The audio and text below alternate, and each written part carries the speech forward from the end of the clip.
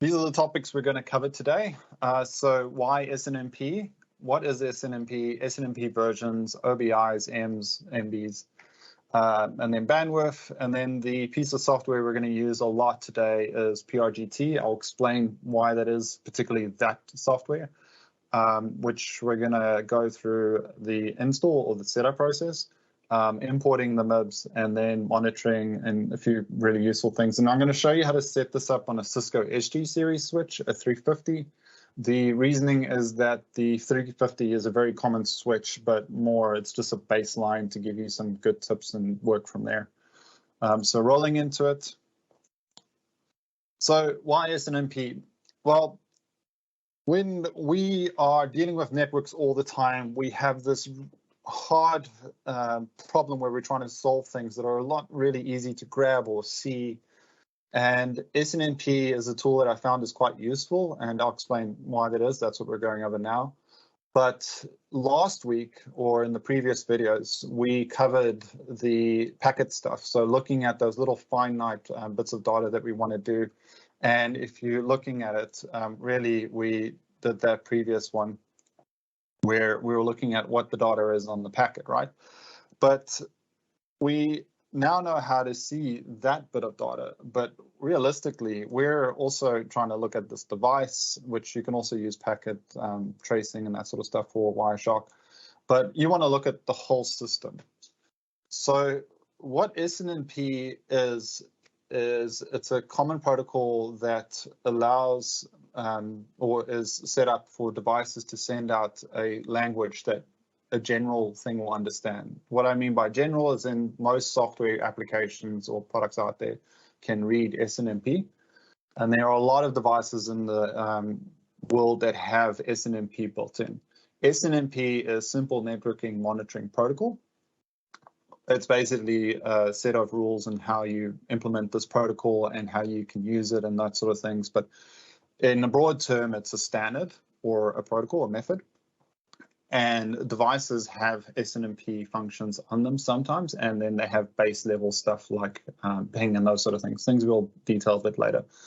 But what it allows us to do is to look at the whole system. So rather than just looking at one individual device that we can always monitor, like if you log onto a device, a switch, for example, we can always see all the information on the switch. But we want to see a correlation of all things. So we want to see how this tablet device or touchscreen is interfacing with this switch, is interfacing with this PC. And what you'll find as we go with an SNMP, if there was a fault, for example, here, SNMP would alert us, okay, this has failed. You'll see how that all kind of lines up later. But what it also helps is that if we see that, okay, this device keeps dropping off the network, can't figure out what's wrong with that particular device. But we suspect that something's going on with the network switch, or maybe it's the light, that when the light bulb comes on, it does something that causes that device to fail. And SNMP is that tool that will take status monitoring from this device, that device, that device, and that device, and send it all into one program with charts and everything, which you'll see it towards the end of this, what that looks like. And with that, we can make a correlation between multiple devices. So where I could only know, okay, this device has failed, I can now see, well, the switch during that time had a high CPU usage, or the switch failed. And then I can put it down, well, this didn't actually fail, something happened there, and then nail it down to that. And that's really what a very basic version of what you can use SNMP for, but it's there to see a whole system. Now, in networking, large-scale networks and those sort of things, this is a very common tool for them to deploy in corporates and things like that, and that's why you'll find it in corporates they have this, because they're trying to monitor 20, 30, 40 switches, they're monitoring PCs, they're monitoring printers, everything. And they use it as a global management tool, whereas the way that we're going to use it in the AV side is to monitor all our equipment on its own. So it's going to be from benefit on that side. So what it comes down to is that all of this turns into data. So let's say the heart is the heartbeat of the device, the status and the battery status. It converts it to what's known as an SNMP packet data. You'll learn a bit more about those in detail. And it broadcasts, or you ask it to broadcast. You'll see how that looks soon. This packet, and this packet can be read by programs like PRGT and things like that, things that we're going to cover. And as you're receiving all of them, you are able to read them. So really, this is giving you status monitoring of individual devices. That's the baseline of SNMP.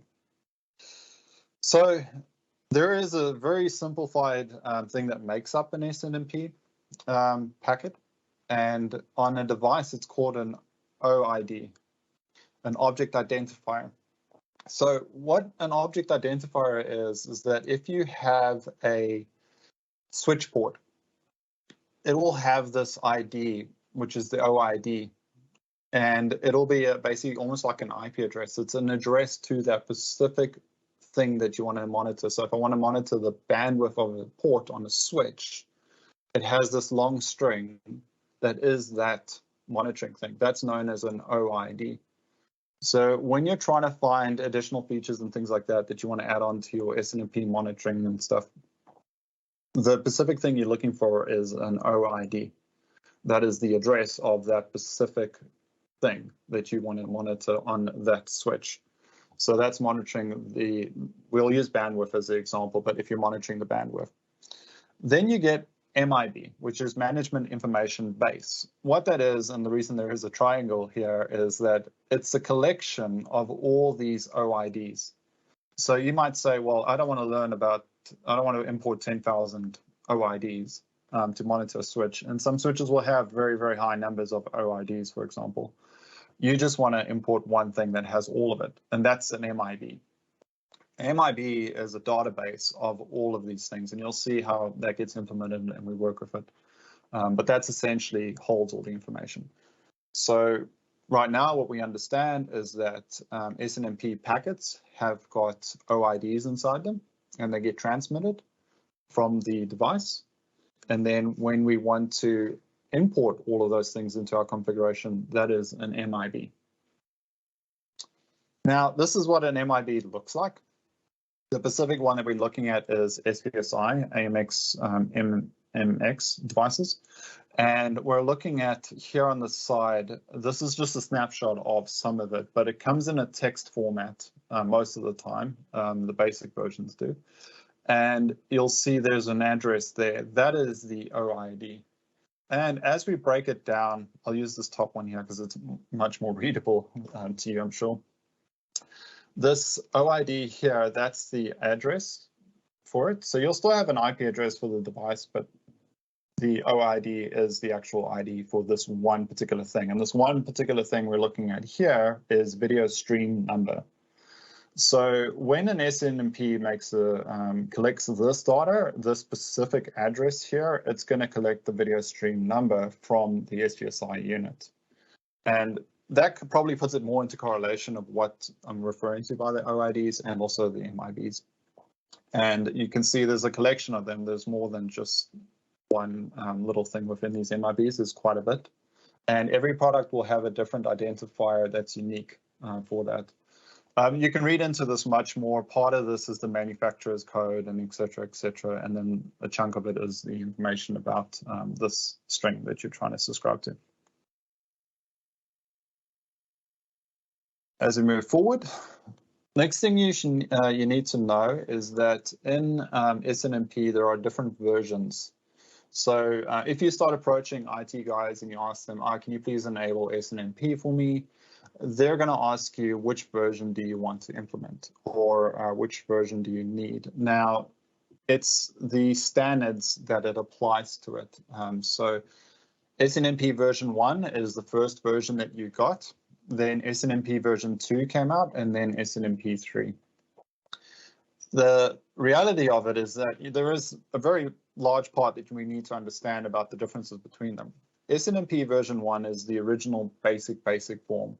And by basic, it is very crude in how the strings are submitted and the code's broken up, and it doesn't compress data very well, or it doesn't packetize it very well. And that's why you get version 2. Version 2 is the same thing, but with better management of large amount of data streams. And then the other version that you get is, then you get version 3, which is the same thing, but it has encryption. So what is this and why does this matter? Well, version 1 is clear text. It means that the data is fully exposed. There is nothing encrypting it at all.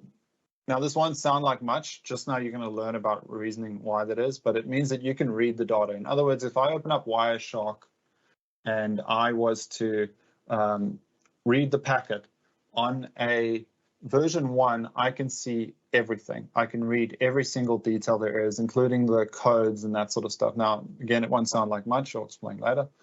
In version 2, it is still clear text, but it can hold much larger packets. And it is the most common one. So just to cut it very short, when that network guy comes along and he asks you, version 2 is the one that you're going to ask him for most of the time. Then moving forward, version 3 is the same as version 2. It's just encrypted. Now, there is much more to these packets. It's not just the really basic version I'm giving you, but this is what you would need to know. The difference lies that version 3 has the packets encrypted, and it needs a key and a pre-key to work, and it's more intensive to set up. It's not that you can't use it, as long as your products support version 3. It's more to do with that you have to input these keys to make it work. So it's more effort, it takes more work to make it work. So it's not necessarily the suggested method because it is quite a lot more to make it work. And then moving forward, and now we kind of see what I was referring to is this read-write issue that you have.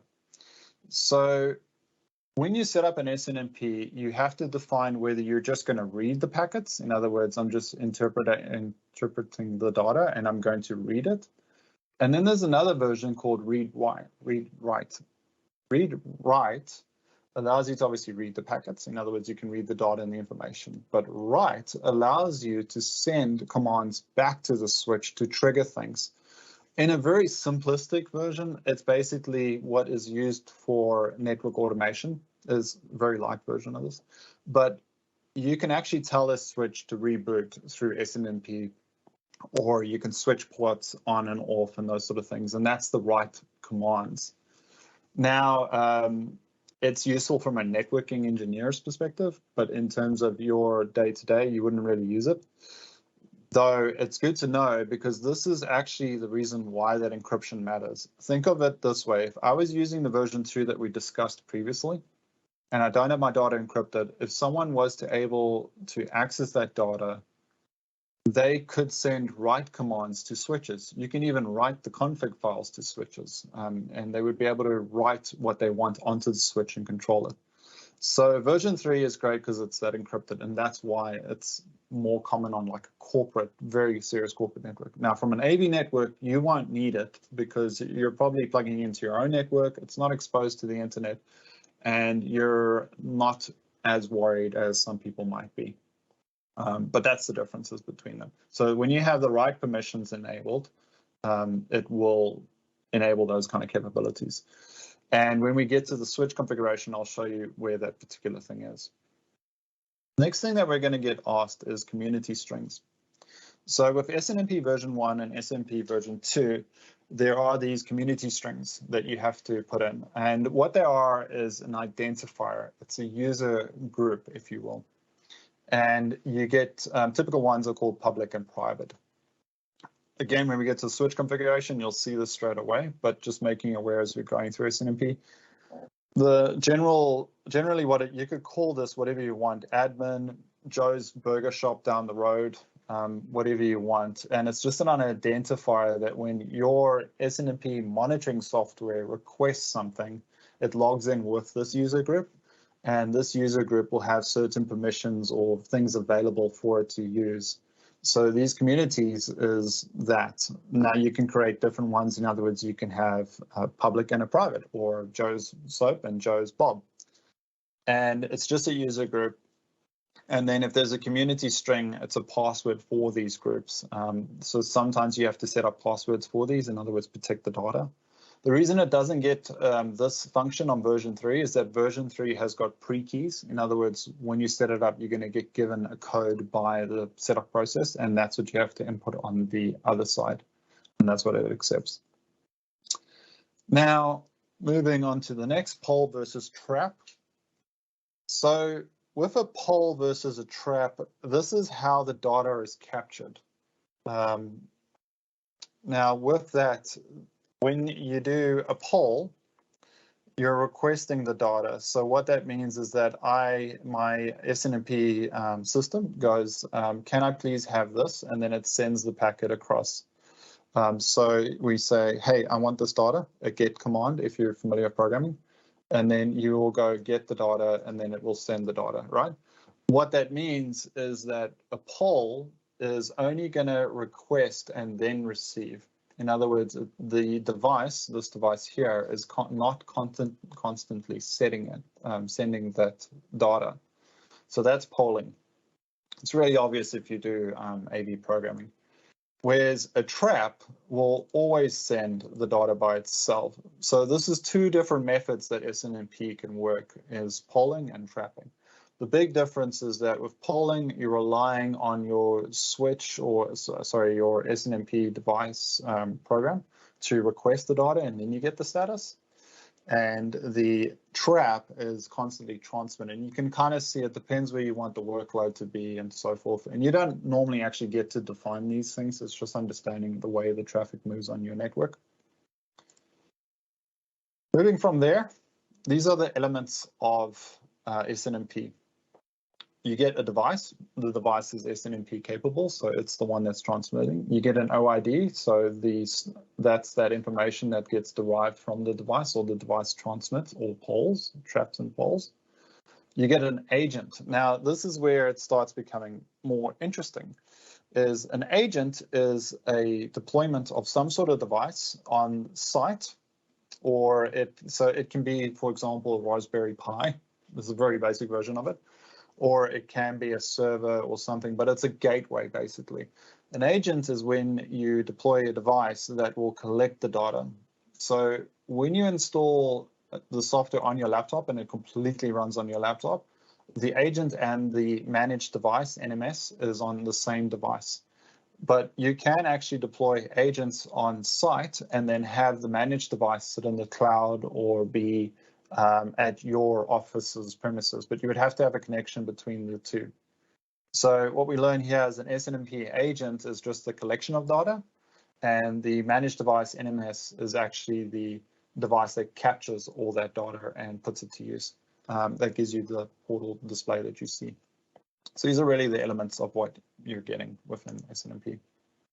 So some useful SNMP OIDs. These are for us from a AV perspective. I just wanted to highlight these are some of the things you can monitor with SNMP. It does depend on the device, obviously. Not all devices will support these, but this is just for interest, ones that you can commonly use. So bandwidth on a switch, which I'll explain in more detail, PoE status or PoE drawer, uptime of the device, how long has this device been running, when did it fail, that sort of information can be pretty useful. Connection status for video. So sometimes with, depending on your video over IP system, if it has SNMP capabilities, it sometimes gives you the connection status. In other words, if my client was to plug in an HDMI, I would be able to see if they actually made the connection or not. Then the other one is switch CPU load. You can also sometimes monitor the processing. So really, these are just basic versions of things you could monitor with OIDs. But the one that will be more interesting to you, which was the one thing we were going to talk about today, is the bandwidth. So bandwidth, if you're not familiar with it, when you send data over the network, something like a video or IP, it will average between 15 megabits per second to 900 megabits a second for the more intense, high resolution, but also badly codec products. And it's basically how much of the data there is. And kind of ignore what I said about the codec because it does depend on the brand and the kind of resolution and how good it is, but just understand that you have large files transferring over the network.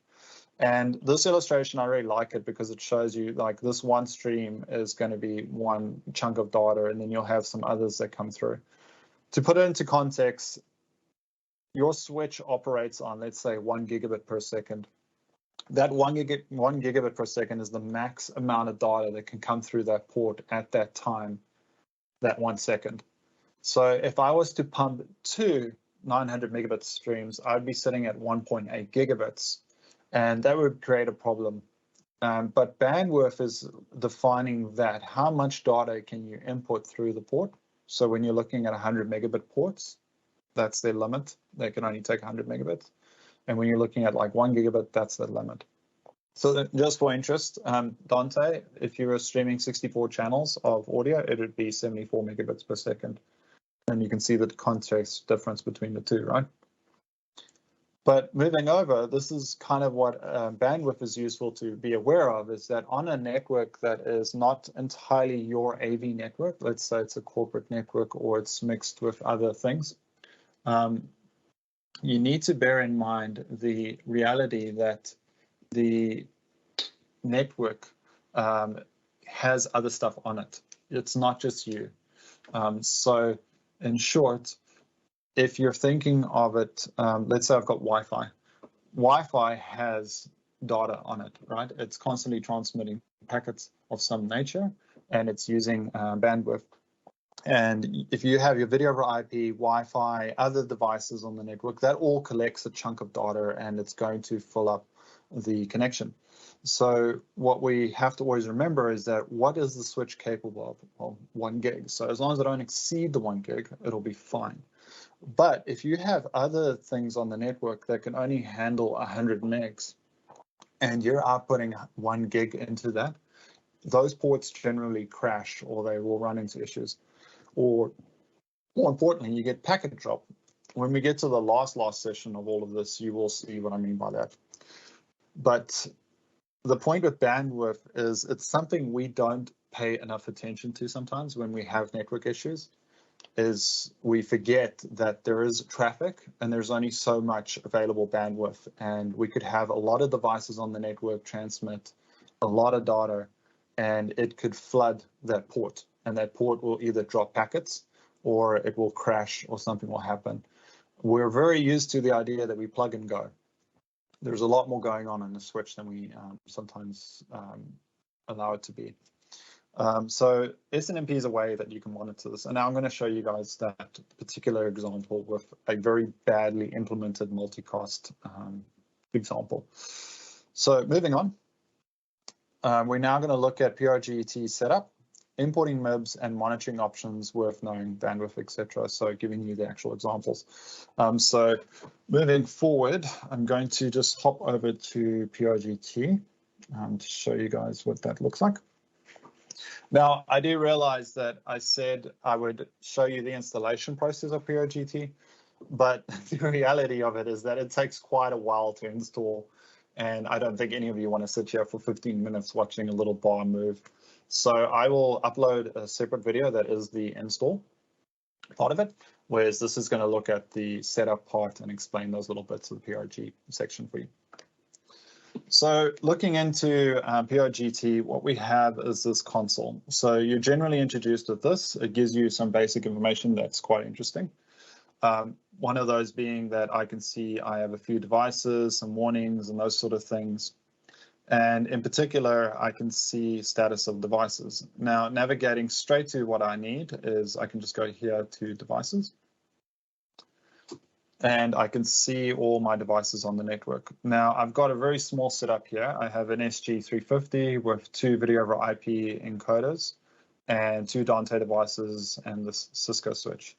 And it shows me my AV network. So what happens when you set up PRGT the first time, it's going to scan the network and automatically detect everything for you unless you stop it. And this is kind of one of the reasons I like PRGT, is that it does that auto scan function for you really easily. It populates automatically and it is quite easy to use. whereas some of the others that we'll talk about towards the end are a bit different in how this is done. But you can see these are OIDs. So where I have this probe that's referring to this, my laptop in particular, I can see the core health. So what I'm able to see here is a lot of information that might be of interest. It depends what you're looking for. But you can see that status of that one thing. And this is a singular OID. So when we're talking about OIDs, this is one transmission of OIDs happening. And as we go back and look at the other ones that we have this space. You can see I'm not very good at keeping my hard drive very empty. We can see the Ethernet traffic on my port, and we can see my Wi-Fi traffic. Little things that are interesting, but let's actually go to something that is interesting, which is some of the AV stuff.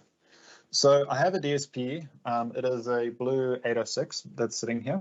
This is particularly looking at the Ethernet port, and I can see the ping. And with that, I'm able to obviously dive in, and I can see what that's doing, how often the ping is going off, but I can also get a histogram. And this is where it becomes useful.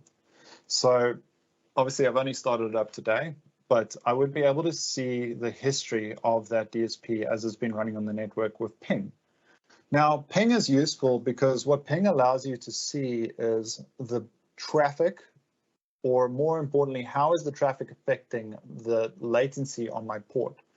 So the more data that goes through that port and the more that port has to process that data, you can end up with ping delays, right?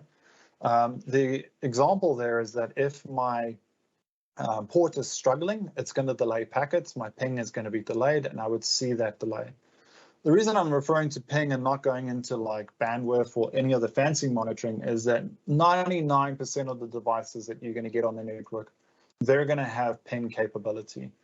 In other words, this software is going to ping it and you'll get a response, because that's just how Ethernet works. It's a standard protocol. So even if something is not SNMP enabled or doesn't have any advanced SNMP functions, the ping alone is useful for that one thing. Obviously, the other thing is if that device failed, I would then know because the ping would stop and I would be able to see that straight away.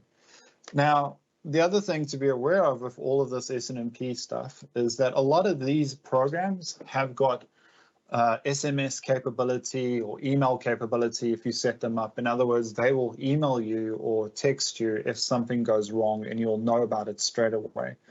I'm sure right now you're thinking this is going to be fantastic for on-site deployments, and it can be.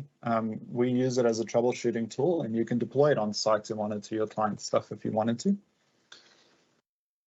So that's ping for a DSP. Now, for interest's sake, those of you that do BSS stuff, this HTTP thing here, if you've ever had a blue lockup, in other words, going to red status, I've noticed that this HTTP peaks when that happens. In other words, the web page, I believe it's a web page that BSS produces, starts struggling to be produced. And what that tells us is that the CPU is under load. In other words, it's struggling to do its job. And that, in particular, the HTTP starts peaking. And then I know that that's one, I know it's going to happen because as soon as it goes high, I'm aware of it. And then more importantly, that is a good indicator of that CPU struggling on the BSS.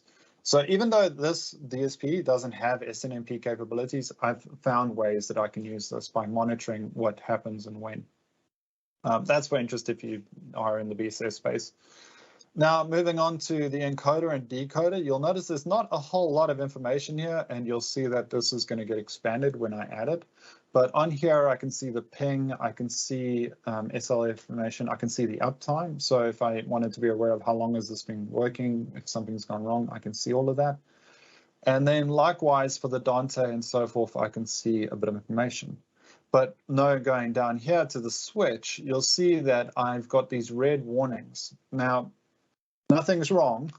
The reason those red warnings are there is because I'm going to show you how to enable SNMP and then they'll come right. But because the process of scanning the switch takes so long, I don't want us to sit here waiting for it to finish the scan. So I've just disabled the SNMP and I'll enable and we can see it. But you can already see that with SNMP enabled, I'll be able to monitor the bandwidth and everything on this switch.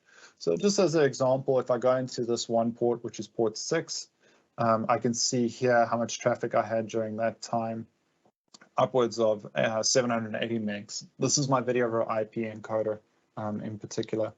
That has that, realizing now that that picture might be a little bit small, so this will help a bit. Here you can see up to 780 megs. That's when SNMP was still working and the video was being transmitted. Right, so a few little basics now that we have introduced a little bit to PRGT. If I go over here to all devices, I get to see anything. You've seen how I've hopped through histories and those sort of things. A few basic things on this is that you can add up here a group. A group is this breakdown that you see here. So network discovery, I can break that out. I can rename this to be my AV network like I have done here. And you're also able to add devices. So if the original scan didn't pick up anything, you can add a device separately. That is quite easy to do. You can also add an auto discovery. In particular with this group, it's set up to scan the AV one. It's particularly set up to scan a certain IP range. So you can tell it to only scan for this and add devices underneath this. I'll show you the process. So I can add an auto discovery list here and it will load. And up here you can name it and you'll see here standard auto discovery, and I can tell it to do it class C IP based. And then I can put in the IP range that I wanted to scan, and that'll start scanning like that. There is a lot more functions, but that's the basic version. So if I wanted to add a new group, name it, tell it to do standard auto, tell it to use class C IP base, put in the IP address, so in my case 168.1, don't put in the .1 afterwards, leave it open. That way it will scan all the IP addresses and you can tell it the range. It will flag you an error if you did do it wrong. And from there, it will start scanning these things for you. Once it's done, you'll end up with things like this being picked up automatically. Now, I mentioned that I want to expand one of these devices. So I've got this SVSI encoder here. And on this particular device, it has SNMP capabilities. Now, I wanted to do much more. So I can click on Add Sensor. It'll take you to this window here. There's tons of stuff inside here, so it can be quite confronting. You select custom sensors, and over down here somewhere in the deep dark web, you'll see SNMP library. When you select SNMP library, it will pull up a library of all the SNMP databases. Remember those MIBs that we spoke about before? Sorry about that. This is MIBs. So these are all MIBs that I've created, or these are most of the default ones. I've added this SVSI one. I'll show you guys how to do that. But this in particular is the AMX SVSI MIB that I imported. And by double clicking on that, saying I want that one, it's now going to prepare that sensor and it's going to start the process of scanning and setting it up. So what that will do is it'll bring up, right, this is what you're looking to do. These are all the things you want to monitor. So they're all the OIDs are here, the names and those sort of things. And you can go through it. It's quite a few pages, but you can also just select do all and hit create. And that's now going to import all those OIDs for me. And what will happen now is it's going to take me to the device, but I'm just going to hop back to the overview. And what will happen is underneath this encoder now, it's picked up more sensors. So these are going to start activating, and then I'm able to see those individual things. So just for interest on here, I can see the SCSI IP address. I can see its name, the mode it's in, the port status, a whole bunch of information becomes available. So as this is starting to happen, it is activating these individual things and it will start tracking them for you and create a database. So that's how you can import an MIB. Now, as I mentioned with the MIBs, you have to add them yourself if you want to do custom ones. So to do that, you use a tool that's called the PRGT importer or MIB importer. It's this piece of software. You'll go to the manufacturer's website or you'll email the manufacturer of the product, in this case AMX, and ask them for the MIB database, and they'll supply it to you, hopefully. And over here, you click on File, Import MIB file. This will pop up a window that will take you to a folder finder, Windows Explorer, if we still use that term. And over here, you're able to select the file that was downloaded. So I've got this one downloaded already. And if I open it up, it will load all 413 OIDs or references as such. And with that, now I can see all that information. Now, you don't need to go through all of this. This is just confirming that it's imported correctly. Now, for those of you that are going to try this with the SVSI one, be warned, there is a slight error that you have to remove part of the code to fix it. And you'll know straight away there is a problem. But this allows you to see all of that information, and you can see how it breaks down. So notice here underneath SVSI 2, there's the OID that I spoke of before and all the information. If you try and do this on your own, in other words, individually set it up, you would need to do all of this stuff. It's quite a bit for it. So that's how you get that file. Then once that file is done and you want to keep it, you click on Save. And then once you're ready, you have to navigate to the location of PRGT's installation. So I'll just get this a bit bigger. So over here, I just look up for PRGT, which is made by that company, and go to the network monitor, and then go down to SNMP Labs, and you save it underneath here, and then you're able to access it from the other side from that. And that's how it became available when I went to add it, and I clicked on that plus sign, and it just discovered everything for me. And that's how you get it in, right? So moving a little bit forward then, I think that covers most of what PRGT does. It will definitely explain more. I've got a really good question, and I should address it quite soon because some of you are probably wondering. There are other versions of SNMP monitoring software applications out there. I'm using PRGT because it's the easiest for you to set up. In other words, it will automatically discover the devices and just add them for you. However, PRGT is somewhat free. So how it works is that in PRGT, you can have 100 sensors for free. If you want anything more than 100, you're going to have to pay for it. And it is very, very expensive software, but as you can see, it's pretty great. So it doesn't come for free other than 100 sensors, but depending on what you're doing, you will delete certain things that you don't need, and you can use the free version for, troubleshooting, that sort of stuff. You don't have to get the paid version. There are other applications out there. There is one called the Zebex that it is a bit harder to set up, but it is free. It's an open, I think it's open source. That is quite good. And if you're looking at doing this as like a company deployment across multi-sites, you could look at that particular software. Be warned, it is not easy to set up. PRGT, as I said, is the easiest, or one of the easiest I've found. There are many others. And there are other ones that are really good, like Domats is fantastic. It's extremely powerful. It's also very reasonable. It's not PRGT insane expensive. But when you're looking for a free version that's easy to set up, I would recommend you look at PRGT. That's why we're using PRG for this course. So right now I'm currently running in its free application version, but you'll notice that I'm sitting on 63 sensors so far. If you overshot that, you would need to pay, or you can just delete them. So a really good example of that is if I look at this encoder here, I'm not going to use half of this. Every single one of these is a sensor, and I can just simply delete the ones I don't want to use.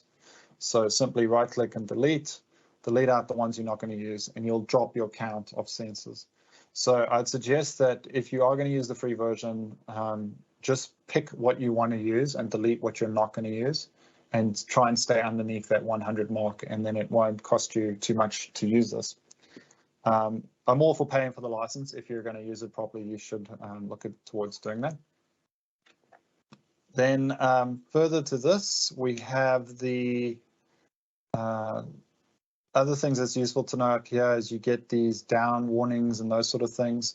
I just wanted to show you briefly that if something's really annoying, like let's say this is bothering you and you want the warnings to go away, you can right click and you can tell it to pause that indefinitely or whatever it might be that you want to do. There is much more to PRGT than just this. This is just for basic stuff, but we need to move on to what's you really need to know, which is the switch stuff down here. So with the switch, setting it up. So moving into that, I've got my Cisco switch set up here. I'm just going to log into it, which I've saved the password.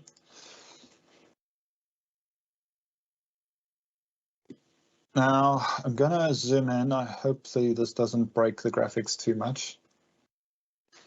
So this is a Cisco SG350. And I want to enable SNMP on it. Now, first off, I want to show you a tool that PRGT has called SNMP Tester. So it's this little application. In here, you put in the IP address of the switch. You select the port number. It does have a default one of 161 normally. You select the type that you want to monitor. And then you put in the community string that you'll see just now, which is public. And over down here, just do read device uptime. What this is this is a little tool you can use to check sanity. So this is going to look at the network and see if it can actually see SNMP traffic, and it's going to read it for you so that you can check this before you start fighting with PRGT. And if I run this now, you'll see that it's not going to get much. So I can see a little bit of traffic here and there, but I can see that there is no response. It didn't work. There's some sort of issue going on. This is because I haven't set up SNMP. So we're going to use this as a little test bench to see if we do it correctly or not. So once you logged into the Cisco switch, if you're in the basic view, I highly recommend you just go to advanced because you will only see that SNMP option when you do that. Once you're in the advanced view, you go down to SNMP and you select communities. Now remember, communities was that user group. You'll notice that there aren't any set up at the moment. So what I need to do is click add. It pops this up for me to set that up, which is a few questions. And we're doing the very simple version. So this is to get you going. It's not to train you on how to do this to a very high level. But on here, I select all. If you leave it on user defined, you have to define IP addresses and a whole bunch of stuff. But you can just set it to all. In other words, it's just going to broadcast to all IP addresses on the network. In here, you need to put in the community string. Now, the community string, as I said, is the group name. So in my case, I'm going to use public. I suggest you use public because it's what PRGT's default is set up to scan for public. Otherwise, you have to change it yourself.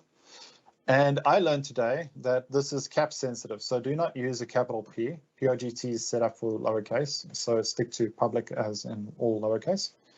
Then over here, we see our first thing about what we were talking about, access mode. So you'll see here it says read only, read write, and SNMP admin. So on here is where you can define if you wanted to do read write or have full access to the switch, or if it's just going to be read only. Typically, we only need read only. If you want to play with read write, that's a whole different ballgame, but you can do that. So that's the basic setup for that part. Hit apply. As always with these switches, you need to ensure that you've saved what you've done. So update the config, blah, blah, blah.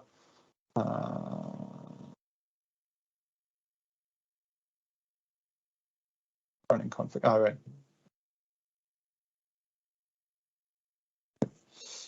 Cool. So that will apply and just apply the config, save it for me. Predominantly, if I reboot the switch, it means it keeps the file. Right. The next thing that you need to do after you've done this community thing is it does warn you up here is you have to set up the SNMP service. That is done in the I'm going to take a stab at this, the administrative panel, and it's underneath. See, I've already forgot where it is.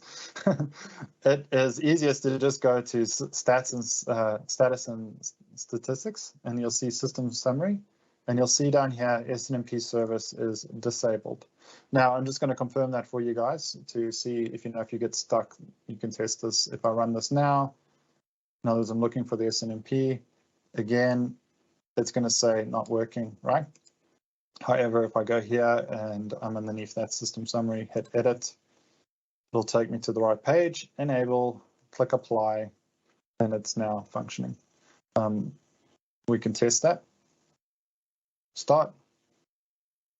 See what's happened now is I am now getting information. This has been running for 2 hours and 19 minutes. So I can now see the status of the SNMP is working, and I have got my sanity checks done. So that's a quick way of how you do it. And it's really that easy to enable SNMP. Of course, if you're using a different switch brand by brand, they'll change the way they do it. But you understand the basics now of how to do it. And you're probably going to run into a Cisco in particular. But you can use it on other switches. Just Google how to enable it. There will be tons of documentation somewhere.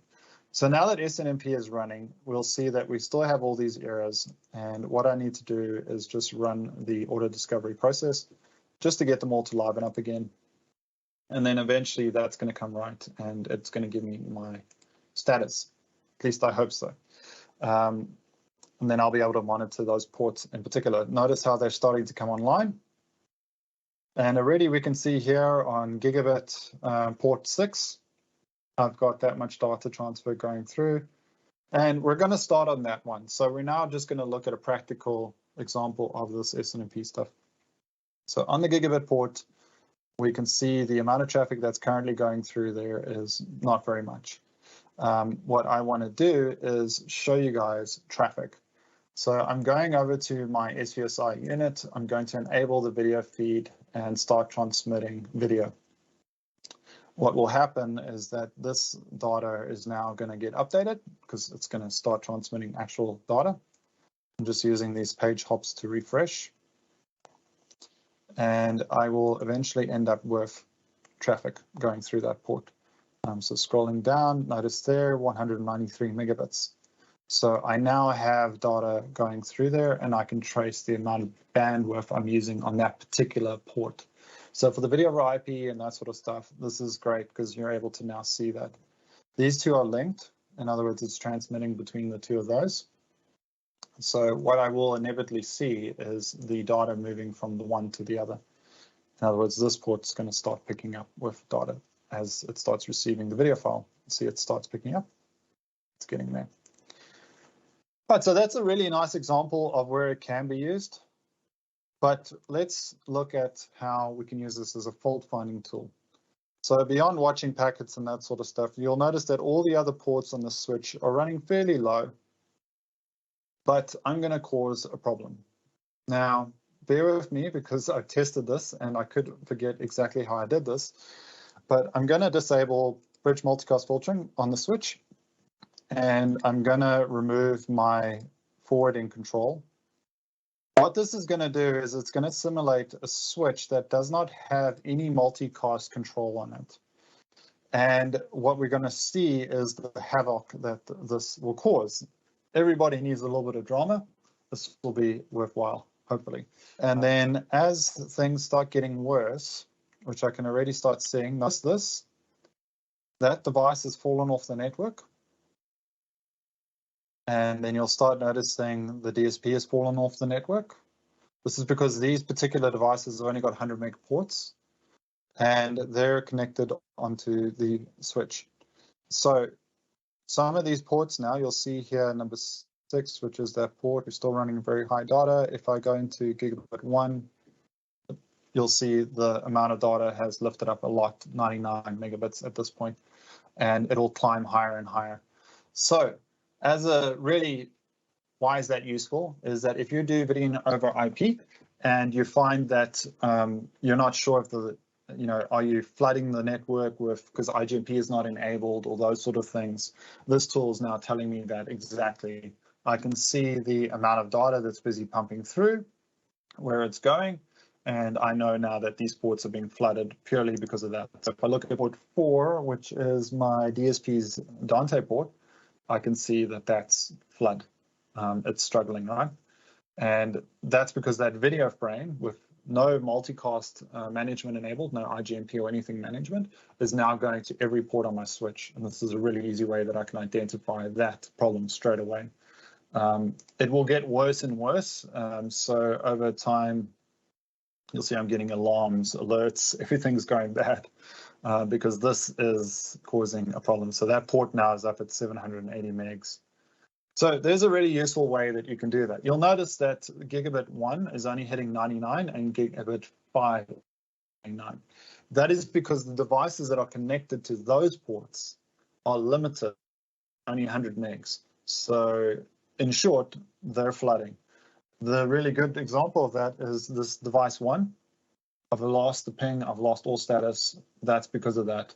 It's flooded and that port just dropped offline. And equally, if we go down to here, port 4, that's a little Dante Avio adapter. That's also getting flooded. So it's hitting its limit. And that is a really good example of how you're able to use that. If I go back and remanage my switch properly, it will come right. I'm doing this because otherwise every other demo I'm doing right now is going to have trouble because I'm flooding my network. But that essentially is what you will experience if you are looking for other bandwidth compensation or anything like that happening. So these will slowly calm down now. Just for interest, obviously, port 1, useless name, doesn't make any sense. You can rename these. So if I wanted to call that my DSP port, I can. It's worthwhile naming this stuff because this is going to send you emails with DSP port 1 has failed, for example. So you would know, and then you can correlate them and that sort of stuff. But that summarizes most of that for the PRGT section of this. And hopping into it. So we've covered that. Switch configuration's done, and we've done testing SNMP. We're getting towards the end. I hope this has been helpful. If you guys have any questions, please fire them through. Happy to answer them as we go. And otherwise, that's it. I hope that was helpful for the most part. Give it a shot, try it out, see if it is useful. And there is a lot more to PRGT. You can do an incredible amount on there. But as I said, this is a basic course to give you guys an idea of how you can use it. And I feel the multicasting was a really good example of how you could use it because we run into this problem now and then that we're not sure if the network has been configured correctly and we want evidence of some nature, and that's one way that you can use it. Of course, you can also use it to tell if devices are failing at clients and those sort of things. There is a lot that you can use SNMP for.